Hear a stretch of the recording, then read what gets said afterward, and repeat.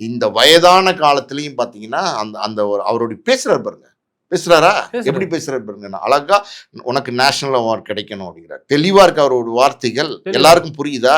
அப்ப அந்த அளவுக்கு அவருடைய வயது தான் மூப்பாயிருக்கு, அவர் உடல் தான் சோர்வாயிருக்கு, அவர் மனசு சோர்வாகல, அவர்கிட்ட இருக்கிற கலைத்திறன் சோர்வாகல, அவருக்கு இருக்கிற அந்த உழைப்பு அது மேல வச்சிருக்க நம்பிக்கை சோர்வாகல. நான் பாரதி ராஜா சாரை பரிதாபமாலாம் பார்க்கவே இல்லை. எல்லாருக்கும் வரும், உங்களுக்கும் 85 வயசானா இப்படி ஒரு நிலைமை வரும், எனக்கும் வரும். அது முதுமை, அது வயோதிகம். அதை தவிர்த்து அவர் ஒரு இரும்பு மனுஷனா நான் பார்க்குறேன்.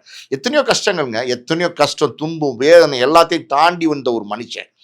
ஏங்க, ஒரு வருஷத்துக்கு முன்னாடி அவருடைய பையன், பெத்த மகன் கண்ணுக்கு முன்னாடியே மரணிக்கிறார். எவ்வளோ பெரிய வேதனை, தாங்க முடியுமா அந்த வேதனையை?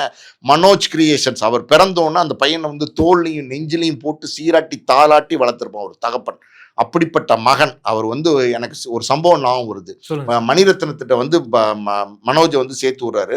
முதல் நாள் ஷூட்டிங் போயிட்டு வீட்டுக்கு அப்பா வந்துட்டேன்னு சொல்லிட்டு படுக்க போறாரு ஒரு 10:30 மணிக்கு. பாரதி ராஜாக்கு தெரியும், ஒரு உதவியாளர் அப்படின்னா காலையில 7 மணிக்கு போனா நைட்டு 10 மணி வரைக்கும் நின்றுகிட்டே இருக்கணும், உட்காரவே முடியாது. ஒரு உதவி இயக்குனரால உட்கார முடியாது, சாப்பிடும் போது எல்லா நேரங்களும் நின்றுகிட்டே இருக்கணும்.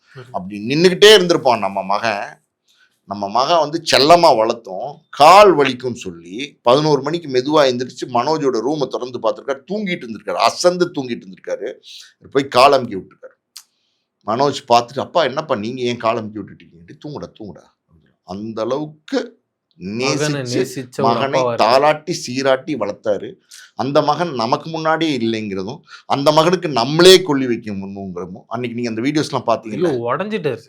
கலைஞங்க யாரா இருந்தாலும் தகப்பன் உடஞ்சிருவான். எந்த தகப்பனா இருந்தாலும் இந்த மாதிரி ஒரு சிச்சுவேஷன்ல உடஞ்சிருவான். அதுவும் பாரதி ராஜாலாம் எப்படின்னா மகா கலைஞன், படைப்பாளி, எத்தனையோ படைப்புகளை உருவாக்குனவர், உணர்ச்சி வசப்படக்கூடியவர், அந்த உணர்வுகளை கட்டுப்படுத்த தெரியாதவர். அப்படிப்பட்ட ஒரு மனிதன். அவர் அதையும் தாண்டி இன்னைக்கு இருக்காரு அப்படின்னா, அதையும் தாண்டி இன்னைக்கு பேசுறாரு அப்படின்னா உண்மையாலுமே கிரேட். அப்படிப்பட்ட மனிதனை பற்றி இன்னைக்கு நிறைய பேர் விமர்சனம் பண்ண ஆரம்பிச்சிட்டாங்க. எப்படி இருந்த பாரதி ராஜா, எப்படி இருக்காரு அப்படிலாம் பேசுறாங்க. அதெல்லாம் அப்படியெல்லாம் பேசவே கூடாது. அப்படிலாம் பேசுறதெல்லாம் அபத்தம், 100% அதெல்லாம் அபத்தம். அதெல்லாம் எல்லாருக்கும் வர ஒரு நிலைமையை பார்த்து நம்ம இப்போ கேலி கிண்டலும் பண்ணலாமா? நிறைய பேர் இப்போ தமிழைன்னு வச்சு எப்படி இருந்த பாரதி ராஜா அப்படின்னு போடுறாங்க. தப்புங்க, அது 100% தப்பு. எப்படி இருந்த பாரதி ராஜா இப்பயும் அப்படியே தான் இருக்காரு எனக்கு தெரிஞ்சு.